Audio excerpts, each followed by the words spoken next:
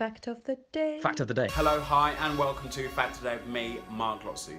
Cannabis cures cancer. Does it really? It can cause your scars to completely disappear, it can reverse Alzheimer's disease, and it can even cure cancer. These are just some of the claims made by US firms in the states where marijuana is now legal for medical use. And there is absolutely no respectable evidence for this at all anywhere. But it does have a long history of therapeutic use as well as obviously the drug that you take to get high. There is, however, some evidence of benefits, including pain relief from things like muscle spasms, epilepsy, nausea, and also it can be used as a sleep aid. The problem with long-term reliable trials is that it was classed as an illegal drug for so long in so many of those states that it can be very difficult for research to be able to get around and to be able to spend enough time doing the research on it. But now marijuana is decriminalised in Portugal, Spain, Uruguay, and Canada, as well as being fit for medical use in 29 states in the US as well as Washington DC. Now some people see this as a progressive step forward, but there are a few charlatan firms that have used this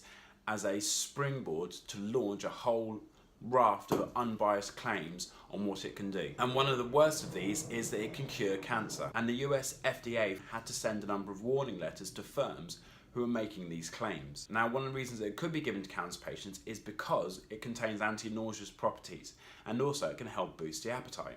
Hence the old munchies reference. But there is absolutely no evidence that it can actually shrink tumours. But the problem is that cancer patients are rejecting chemotherapy in order to take cannabis because of these claims. The other problem is there's a massive lack of control. More than 2/3 of the US firms that sell cannabis products online have higher or lower doses of the therapeutic component cannabidiol within their products. According to Marcel Bon Miller of the University of Pennsylvania in Philadelphia, some of them had almost no cannabidiol in them at all. Now this is extremely dangerous because if you're taking these drugs to help suppress seizures, to help control your epilepsy, then you can have unexpected seizures that has almost none of the component in it. The problem in America is that it's approved at a state level, but it's still banned under federal law. So that means the FDA can't regulate the cannabis products as they do other drugs. And it also means they can't go around just inspecting the manufacturing plants to check the levels of cannabidiol. So it's the sellers of the medical marijuana who are ultimately responsible in this situation.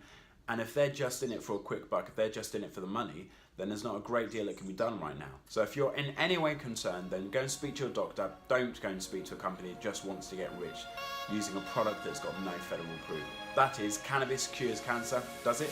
Really? Thanks for watching. Love you, bye, love you, bye. Love you, bye.